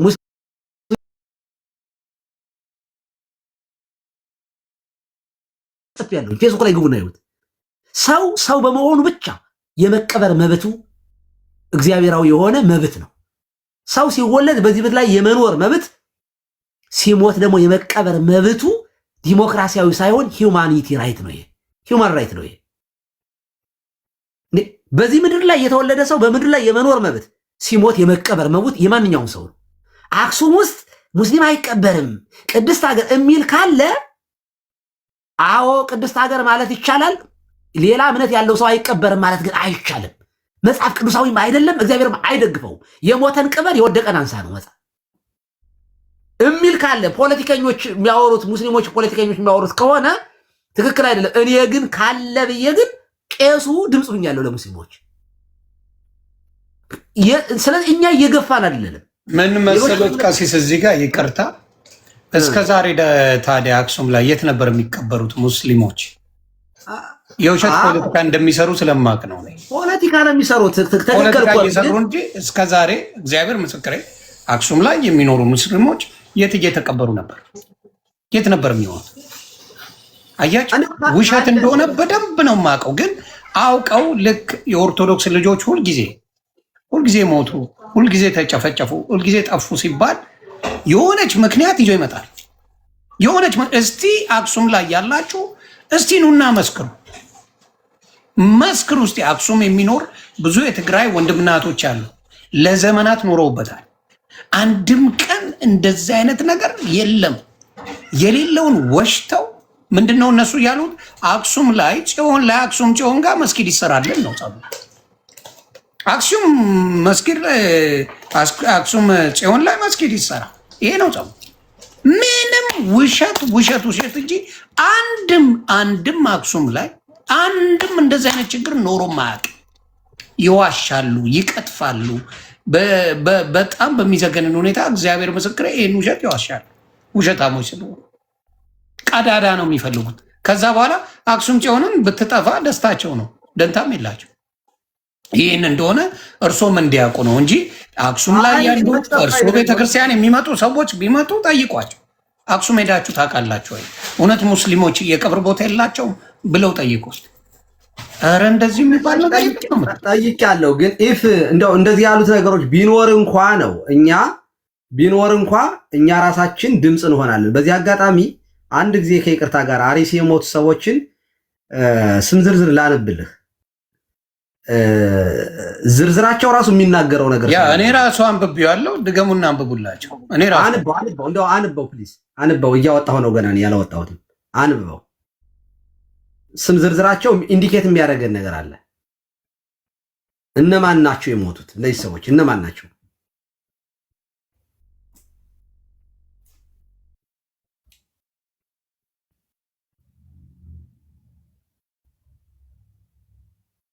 ካገኘሁት ቆይ እኔም እንትን አነባዋለሁ ቶሎ። እሺ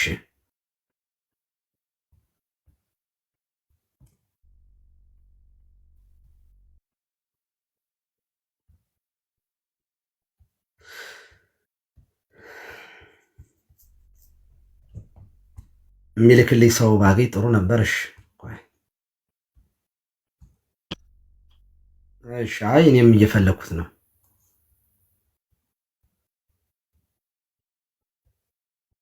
አሉ ስም ዝርዝር እየፈለግን ነው። ምን ላይ ነበረ? ቫዮሌሽን ምናምን ብሎ አስወርደው ነበረ ቅድም። አይ እኔና እርሶ ያው የታወቀ እኮ ነው። ኦኬ ቅድም እኮ ዮኒ ስታነሳው ነበረ። ያው ስሙ እንደሚያስታውቀው የአማራ ተወላጆች ነው ስሙ። አይ ቅድም እኮ መላከ ሰላም እኮ ተናገሩ እኮ። አሁን እኔ አሁን በእውነቱ ለመናገር እየተሽኮረመምን ነው የምናወራው እኮ። አሁን ምስቲልናው እኛ እኮ ገና እኮ አልነቃንም። በእውነቱ ገና እኮ ነን ገና እንጂ እኮ ሰው በማንነቱ እየተገደለ እንደሆነ ግልጽ ነው። ምንም እየነገሩን እየመረጡ እኮ ነው የሚገሉት እኮ። እኔ እዚያ አካባቢ ያሉ ሰዎች እኮ እነማን ደም ሁሉ እየጠየቁ ማለት ነው። ቋንቋ በትክክል ይናገራሉ አይናገሩም ሁሉ እየተባሉ እየተጣሩ እኮ ነው የሚገደሉ። ያ በደንብ ማንበብ እችላለሁ። ይኸው እዚህ ጋር አለ። አገኘው። አንደኛው አቶ ደምረው አበራ እድሜ 70 ዓመት፣ አቶ ከፈለኝ ልክ የለው እድሜ 56፣ አቶ ኃይሉ ንጉሴ 70፣ አቶ እሸቴ ዳመና ተመርጠው የአማራ ኦርቶዶክሶች እንደሆኑ ይታወቃል። አቶ ሰሙ አባይነ፣ አቶ አማረ በላይነ፣ አቶ ተሬ ደሴ፣ ወጣት ገነነ ጥላሁን፣ ይሄ ነው። አቶ ንጉሱ ማህደር ማንደፍሮ፣ አቶ በቀለ ኃይለ ሚካኤል፣ እነዚህ ናቸው እንግዲህ ሲጨርሷቸው የነበሩ። ስለዚህ በደንብ ይታወቃል ማንን ታርጌት አድርገው ማንን ማጥፋት እንደተፈለገ በደንብ ይታወቃል። በትክክል ደምረው አበራ፣ ከፈለኝ ልክ የለው፣ ኃይሉ ንጉሴ፣ እሸቴ ዳመና፣ አበባየው ዳኘ፣ አቶ ተሬ ደሴ፣ አማረ በላይነ፣ አቶ ንጉሱ ማንደፍሮ እንዳለ ያቸው ስሙን ራሱ ወጣት ገነነ ጥላሁን በሙሉ ማለት ነው። እና ተለይተው ተመርጠው ነው እየተገደሉ ያሉት። እኔ አሁን ይህንን በግልጽ መናገር ምኑ ነው የሚያሳፍረው? የሆነውን ነገር ሰዎቹ ሞተውበታል። በማንነታቸው ተገደሉ አይደለ? ሰው በማንነቱ ተገድሎ በማንነቱ ነው የሞተው ለማለት ለምንድን ነው የምንሽኮረመመው? ሰዎቹ በማንነት መርጠው ሲገሉ ያላፈሩትን የሞቱትን ሰዎች ማንነት መናገር ለምንድን ነው የሚያስኮረምመን? አበበ ከበደ ቶሎሳ ኩምሳ ሞተ ብሎ መናገር እንዴት እዚህ ገና እኮ ነን። እውነት ለመናገር ገና እኮ ነን። አልነቀንም እኮ ገና እኮ አልገባንም። በእውነት ምርር እኮ አላልንም እኮ መምረር አለብን። አለበለዚያ እኔ በእርግጠኝነት እነግራቸዋለሁ። እኔም ዮኒ ማኛም ቀሲስ መጋቤ ጥበብም ያልሞት ነው አሪስ ይዚያ ውስጥ ሽሪካ ውስጥ ስላልተገኘ ነው። በቃ በዚህ ብቻ ነው በቃ እንጂ ለኛ የሆነ ነገር የሆኑ ሰዎች ራርተውልን አይደለም፣ ማንነታችንን አክብረውልን አይደለም።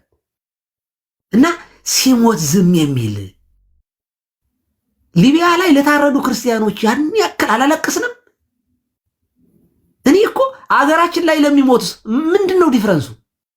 ሊቢያ ላይ በሃይማኖታቸው ነው ሰዎች የሞቱት። እኔ ይቅርታ አድርጉልኝና ሊቢያ ላይ ካረዱኝ ሰዎች በሀገሬ ላይ የራሴ ሰዎች የገደሉኝ ነው የሚመስልብኝ። የሚያመኝ እሱ ነው። እኔን የሚያመኝ እሱ ነው። ሊቢያ ላይ የማያረዱት እኛ ተሰደን ሄደን አራጆች በሀገራቸው እጅ ውስጥ ራሳቸው በረታቸው ውስጥ ገብተን ነው። እኔም ማዝነው እቤቴ መጥቶ በሀገሬ በተወለድኩበት በትውልድ ሰፈሬ መጥቶ የራሴ ወንድም አርዶኝ ሲሄድ ልቅሶ እንኳ ፍታት እንኳ እንዴት እከለከላለሁ? እና ይሄ በእውነት ይሄ ሞት ነው። ይሄ በሽታ ነው በእውነቱ፣ ጤንነት እንዳይመስላችሁ። እና ደግሞ ሳጠቃልል እንዲህ የሞቱ ሰዎች ዋጋቸውን በእግዚአብሔር ዘንድ ያገኛሉ። የስ እኛ ግን እያንዳንዳችን ምዕመንም እንሆን ድምፅ ባለመሆናችን፣ እረኞች ካህናቱ ደግሞ በጎቻችንን ባለመጠበቃችን የእረኞቹ አለቃ ሲገለጥ እንጠየቅበታለን። እመኑኝ፣ ማንም አይድንም ከዚህ። እኔ ምን ማድረግ እችላለሁ? አይሰራም። ቢያንስ ድምፅ መሆን ትችላለህ። እኔ ምን አቅም አለኝ? ስልጣን የለኝ። ቢያንስ ስድብህን ማቆም፣ ቢያንስ መሽኮርመምክን ማቆም፣ ቢያንስ የሚታገሉትን ማሸማቀቁን መተው። አቡነ ሉቃስ እኮ ለሚሞቱ ወገኖቻችን ድምፅ በመሆናቸው በእውነቱ መንግስት ትክክል አይደለም፣ ገዳይ ነው፣ ደም እጁ ላይ አለብህ ብላው በመናገራቸው ከሀገረ ስብከታቸው ተፈናቅለው የሚያስቀድሱበት እንኳን ቤተክርስቲያን አተው ነው ያሉት እኮ። በሚያሳዝን ሁኔታ አረጋዊ አባት ለህዝቡ ድምፅ የሆኑ ከሚገደለው ህዝብ ጋር የቆሙ አባት ኢትዮጵያ መግባት አይችሉም። በአሜሪካ ምድር ቅዳሴ እኮ ቤተክርስቲያን እንዳይመጡ እኮ ተከልክለዋል። በአሜሪካ ምድር እኔ እውነት ኢትዮጵያ ውስጥ ያሉት ፈርተው ነው ልበል። አሜሪካ ያሉ ሰዎች አቡነ ሉቃስ አረጋዊ አባት ለህዝብ ድምፅ ለቤተክርስቲያን ድምፅ በመሆናቸው ብቻ እቤታቸው ነው ያሉት። ዛሬ አዝነው ቆዝመው እያለቀሱ ማለት እና ታዲያ ሌሎቹ ሊቃነ ጳጳሳት እነሱ መላከ ገነት ውጭ ያሉት ይበሳሉ እኮ። ኢትዮጵያ ውስጥ ያሉት አትሊስት ፈርተው ነው። እነዛ ግን አደራዮች ሆነው ነጋዴዎች ሆነው ነው። በየ6 ወሩ መመላለስ አይችሉም ኢትዮጵያ። እሱን እኮ ነው የምለው። ቢያንስ ውጭ ላይ ያሉት አባቶች እንዴት ቢያንስ እንዴት የሚመኑ ራሱ እንዴት ዝም አለ ነው ጥያቄው። ህዝቡ ራሱ አሜሪካ ውስጥ የሚኖር ድምፅ የሆኑትን አባት ዛሬ አሜሪካ ምድር ላይ አፈናቃይ አድርጎ ኪዳን እንዳያደርሱ እንዳይቀድሱ ቤታቸው እንዲውሉ ካደረገ ኢትዮጵያ ያሉ አባቶች እንዴት ነው ደፍረው ከመንግስት ከህዝብ ጎን ቆመው ስለ ህዝብ የሚታገሉት? በእውነቱ ምዕመኑም ጋር ችግር አለ። ኑ እንዋቀስ። እንግዲያስ እንደ ጋር አጥፍተናል። እግዚአብሔር ራሱ ዝም ብሎ ወእግዚአብሔር ሲሳለቅ ላይ ሊሆኑ ይላል መጽሐፍ። ይሄን ራሱ በቃ ዝም ያለን እኛ ራሳችን ጤነኛ ባለመሆናችን ጭምር መሆኑን እዚህው ማመን መቻል አለብን። ለማንኛውም እኛ ስራችን እየሰራን ነው። ኃላፊነታችን ይህን ያክል ነው። ከዚህ በላይ ቀሲስ ዲበኩሉ ቀሲስ ቴዎድሮስ ስልጣን የላቸውም። እኔ ማድረግ የምችለው ለወገኔ ድምፅ መሆን፣ ለተገፉት ድምፅ መሆን። ፍትህን ከእግዚአብሔር ነው። እኔ ነኝ የምሟገተው፣ ካህኑ ነኝ። ፍትህና ርትዕ ከቤተ ክርስቲያን ነው የሚመነጨው። የመንግስት የፍትህ ምንጩ መጽሐፍ ቅዱስ ነው። ፍትህ የሚመነጨው ከእግዚአብሔር ነው። የእግዚአብሔርን ፍትህ ደግሞ የምናገረው እኔ ቄሱ ነኝ። የፍትህ ጉዳይ የሃይማኖት እንጂ የፖለቲከኞች ብቻ አይደለም። ከሃይማኖት ነው ፍትህ የሚመነጨው። ሳይል ወርት ተራከባ ጽድቆ ሰላም ተሳማ ብዬ የምሰብክ ክርስቶስ ንጉስም ካህንም ነው ብዬ ማምን ሰው ነኝ። እንደ ንጉስ እንደ ካህንም የህዝብ ፈጣሪ እንደው እግዚአብሔር እኮ ነው። ስለዚህ ፍትህን መፈለግ የሃይማኖት ጉዳይ ነው። ለሞቱት ለሚገፉት መቆም የኛ ድርሻ እንጂ የፖለቲከኞች አይደለም። የኛ ነው፣ በዋናነት የኛ ነው እና ስራዬን እየሰራው ነው ብዬ ነው የማምነው እኔ። እና ዮኒ እግዚአብሔር ይባርክ። በጣም ደስ ብሎኛል ዛሬ። እግዚአብሔር ይስጥልኝ፣ ሁለታችሁንም እግዚአብሔር ይጠብቅልኝ። እንደዚህ አባቶች መታችሁ ከጎናችሁ ነን አይዞን ላላችሁ በሙሉ እግዚአብሔር በበረከት ይጎብኛችሁ ላለው። እኔም መጨረሻ ላይ የምሰጠው ሀሳብ አለ። ሰላም እደሩልኝ እናንተ ሰላም። እንግዲህ እኔ የምለው ነገር አለ እዚህ ጋር እባካችሁ ሙስሊሞች ጩኸቴን ቀሙኝ አይሆን፣ ለእናንተም ጥሩ አይደለም። ለነ ጩኸቴን ቀሙኝ አይሆን። አክሱም ላይ መስጊድ አይሰራም። በደንብ አድርጌ እነግርሃለሁ። መካ ላይ እንደ መስራት ነው። አክሱም ጽዮን በምትባል ነው የምትታወቀው። እናንተ ጩኸቴን ቀሙኝ ምንም ያልሆኑ ምንም ሳይሆኑ አክሱም ላይ ፍትህ ለአክሱም ሙስሊም እያላቸው የምትጮሁት እግዚአብሔር አምላክ ይፈርዳል። እግዚአብሔር አምላክ ይፈርዳል። ምን ያህል የጭካኔ መንገድ የአረመኔነት መንገድ እንደምትሄዱ እያየ ነው። ምንም አልሆናችሁ፣ ማንም የነካችሁ የለም። ምንም መስጊድ ካልሰራም ብላችሁ ፖለቲካ እየሰራችሁ ነው። ይሄ ደግሞ አይሆንም። ደግሜ ነው የምናገረው፣ አይሆንም። አክሱም ላይ ቤተክርስቲያን አይሰራም። የቀብር ቦታ በደንብ አላችሁ፣ በደንብ አላችሁ። የትግራይ ልጆች በደንብ አክሱም ላይ የኖሩ ወገኖች አሉ። ግን የኦርቶዶክስ ልጆች ጩኸታችሁ ሲቀማ በእነዚህ አጭበርባሪዎች ያሳዝነኛል።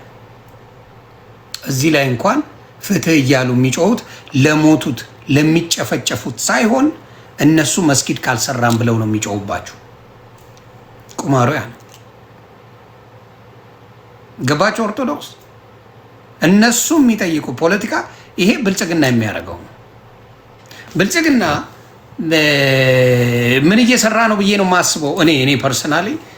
ይሄን ህዝብ በሆነ ነገር አሻክቶ በመሀል ገብቶ አስታራቂ መምሰል ነው የሚፈልገው። እንደዚህ አይነት ፖለቲካ አለ። ለምሳሌ ከትግራይ ህዝብ ጋር በነበረው ጸብ ላይ እሱ ታርቆ ጠላት አማራ ነው ብሎ ነው የሰጠው። እንደዚህ አይነት ጨዋታ አላቸው በብዛት በምናየው ነገር ላይ በብዛት የምናየው እሱ ነው። አሁንም በሙስሊምና በኦርቶዶክስ መካከል ይሄን ነገር ጸብ በደንብ ይፈልጋል። ከዛ አስታራቂ መስሎ ይመጣል። ስለዚህ የኦርቶዶክስ ልጆች ምን ማድረግ አለባችሁ ነው የኔ ጥያቄ። የኦርቶዶክስ ልጅ ራስን አንድ ከሆንክ የሚነካ የለም። እኔ አሁን ስለማልፈራ አሜሪካን ሀገር ላይ የሚነካኝ የለም። እግዚአብሔር ምስክሬ ነው የምልህ፣ ጫፌን የሚነካኝ የለም። ይኸው መድኃኔዓለም ምስክሬ፣ ጫፌን እናት የወለደችው የሚነካኝ የለም። ተግባባን? ከደፈርክ አትነካ። ከፈራ ግን ማንም ይጨፍርብሃል፣ ማንም ይጨፍርብሃል። ኦርቶዶክስ ላይ ኢትዮጵያ ላይ የተደፈራችሁት በምን ጉዳይ ነው? ስለማደፍሩ ነው። ማን ነው? አሜሪካ ብዙም ይኖራል፣ አውሮፓ ብዙም ይኖራል። ደፍሮ የሚናገር በጣም ጥቂት ሰው ነው። በጣም ጥቂት ሰዎች ናቸው ደፍረው የሚናገሩት። በጣም ጥቂት ሰዎች ናቸው።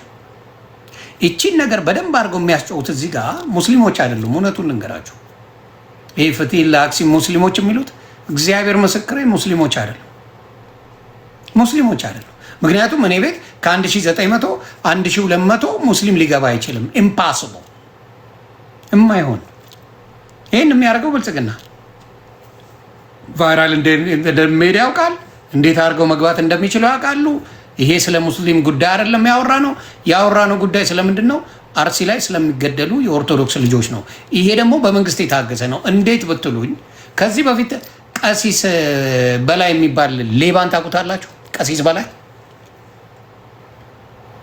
በላይ የሚባል ሌባ በገንዘብ ማጭበርበር ተይዞ እስር ቤት ገብቷል። አሁን የእሱም ቦታ የተካው ደግሞ ሳሪዎስ የሚባለው ሌባ ነው። የእሱም ቦታ ተክቶ እሱን ነበር ያስገቡት መጀመሪያ። ስለዚህ እሱ ዘርፎ ይናደገ። በሚገርም ሁኔታ ደግሞ አሁን ገንዘቡን አምጡ ብሎ የገመጣው ሳሪዎስ ይባላል። ሌሎቹን ቀሲስ እንዳሉት ቀሲስ ድበኩሉ እንዳሉት አንደኛውን ከአሜሪካ እንዳይመለሱ ተደርገዋል። አንደኛውን ደብረ ብርሃን ወርውሯቸዋል። አለቀ። ስለዚህ ማንም እዛ ቤተክርስቲያን ላይ ድምፅ እንዳይሆን አስቀምጠዋቸዋል። ይሄ ነው ያለው። ስለዚህ በምታዩት እኔ ቤት ላይ 1500 ሙስሊም የለም። ከ2000 ሰው 1500 ሙስሊም እንደሌለ 1600 ሙስሊም እንደሌለ ማሳያ ነው። እዚህ ላይ እንኳን ከስር እየተጻፈ እንኳን አይደለም። ከስር እንኳን እየተጻፈ ፍትህ ለአክሱም ሙስሊሞች የሚል አይደለም። እዚህ ጋር ያለው ጽሁፍ ራሱ እንድታዩት ብዬ ነው፣ እንድታውቁት ብዬ ነው። ይሄንን ነገር በደንብ ብልጽግና በኦርቶዶክስና በሙስሊም መካከል ፍጥጫ እንዲኖር፣ ችግር እንዲኖር፣ ጸብ እንዲኖር በደንብ ይፈለጋል። ከዛ በመሃል አስታራቂ መስሎ መምጣት አያችሁ አይደለ? እዚህ ጋር በምታዩት መልኩ ቁማሩን ብልጽግና እየሰራው ነውና ምን አለ ሁሌም ስልጣን ጥሩም ነገር ነው፣ መጥፎም ነገር ነው። ስልጣን ስትይዘው ጥሩ ነው፣ ስትወርድ መጥፊያህ ነው። እመነኝ፣ ስትወርድ መዋረጃህ ነው። ስልጣን መዋረጃ። ህዝብን በድለ፣ ህዝቡ አልበደለ።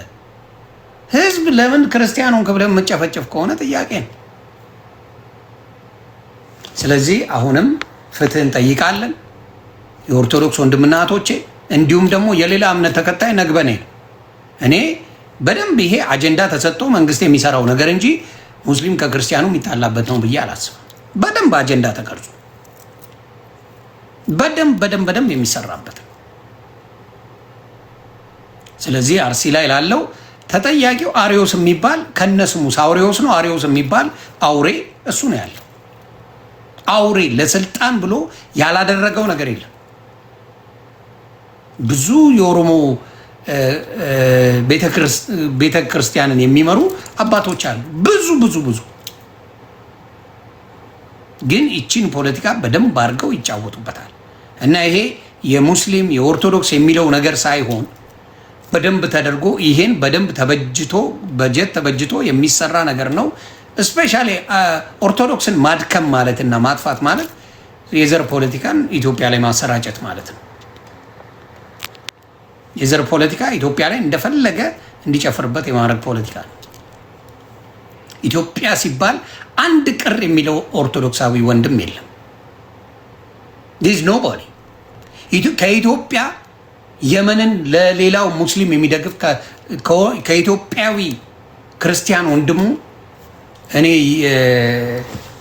ፍልስጤማዊ ሙስሊምን የሚመርጥ አለ። እኔ ከውጭ ኦርቶዶክሳዊ ከግሪክ ኦርቶዶክሳዊ የኢትዮጵያ ሙስሊም እመርጣለሁ እንደ ኢትዮጵያዊነቴ። እነሱ ግን አያረጉትም። አብዛኛው የነሱ አስተሳሰብ በትምህርት ላይ የዳበረ ስላልሆነ መሀይም ስለሆኑ አብዛኛዎቻቸው ከኢትዮጵያ የኦርቶዶክስ ወንድሙ የፍልስጤም ሙስሊም ወንድም ሙስሊም ብራዘር ብሎ ይላል። this is the saddest truth ይሄ ነው ማንነታቸው። ሁሉም እያልኩ አይደለም፣ አብዛኛው ይሄ የደከመ ማንነት አላቸው። የደከመ ማንነት አላቸው እና እጅግ አዝናለሁ። ኦርቶዶክስ ወንድምና እህቶቼ በዚህ ጉዳይ ላይ በደንብ ስሩበት። ታዋቂ ኦርቶዶክስ የሆናችሁ ሶሻል ሚዲያ ላይ መጥተው ፍትህ ለአርሲ ላይ ለሚጨፈጨፉ የኦርቶዶክስ ወንድምና እህቶች ካላሉ ጌም ሲጫወቱ ምን ሲጫወቱ አጠገባቸው ድርሽ እንዳትሉ። ወደው ሳይሆኑ በግዳች ያደርጋሉ። እርግጠኛ ነኝ መማር ትላለች፣ ምንም ጥያቄ የለው። መማር ወጥታ በደንብ እንደምትሰራ ጥያቄ እንኳን የለኝም። ሌሎቹ አዶናይ ይሰራሉ ወይ ነው? አዶናይ እውነት ከኦርቶዶክስ ወገኖቹ ጋር ይቆማሉ ወይ ነው? ጃኔታችን ትቆማለች ወይ ነው? ሌሎችም ታዋቂ ኤርሜችዲ ይቆማሉ ወይ ነው? ሌሎችም ወንድሞቻችን ሶሻል ሚዲያ ላይ ስለ አርሲ ላይ ስለሚጨፈጨፈው ይቆማሉ ወይ ነው ጥያቄው። እዚህ ጋር አንድ የሚጻፍ የለም እኮ ፍትህ ለአርሲ ለአክሱም የሚል የለም። እግዚአብሔር ምስክር ይሁት ከስር የለም። ይሁ አንድ የሚጻፍ የለም። ከስንት አንድ ነው የሚጻፍ። ከላይ ግን እንዴት ፖለቲካውን እንደሚሰሩ ሶሻል ሚዲያ ላይ ብልጽግናዎች ጎበዞች ናቸው። በፖለቲካ ፈንዱም አላቸው፣ ገንዘብም አላቸው፣ ሁሉ ነገር አላቸው። እንዴት እንደሚጫወቱባችሁ እንድታዩ ነው እንጂ በደንብ ከአስገዳዮቹ አንደኛው ሳሪዎስ ነው ብዬ በእርግጠኛነት መናገር እችላለሁ። ሳሪዎስ አስገዳይ ነው። ኦርቶዶክስ ላይ ህዝቡ ያልሾመው ኦርቶዶክስን ሊከፍላል ሊሰነጥቃት የነበረ አውሬ የነበረ ሰውዬ ነው። እሱ መጥቶ ነው አሁን ስልጣኑን የያዘው። የኦርቶዶክስን ሀብት ንብረት የሚገባዋን ገቢዋን በሙሉ ሙልጭ አድርጎ የሚወስደው አቡነ ሳሪዎስ ይባላል። ይሄ እውነታን ነው የምነግርህ። ስለዚህ ያንን ነው የምናገረው እና እባካችሁ የኦርቶዶክስ ታዋቂ ሰዎች ወንዶችም ሆነ ሴቶች ለአክሱም ድምፅ ያልሆነን ዞር ብላችሁ እንዳታዩት። ለአክሱም አልኩኝ ለአርሲ የአክሱሙ ቁማርን እንድታዩት ብዬ ነው። ምንም ሳይኖር ፍትህ ለአርሲ ይባላል፣ ከስር ይጻፋል፣ ከላይም ያለው አክሱም ይባላል እና እጅግ እጅግ ያሳዝናል። እግዚአብሔር ከእናንተ ጋር ይሁን። መቼም ነገ ሙስሊም አንድ ነገር ቢሆን ድምፅ ከመሆን ወደኋላ አልልም። ሰብአዊነት ስላለኝ ማለት ነው። ሰብአዊነት ያለው ሰው ይህንን ይናገራል። ስለዚህ ክበሩልኝ። እግዚአብሔር ከእናንተ ጋር ይሁን። መልካም ምሽት።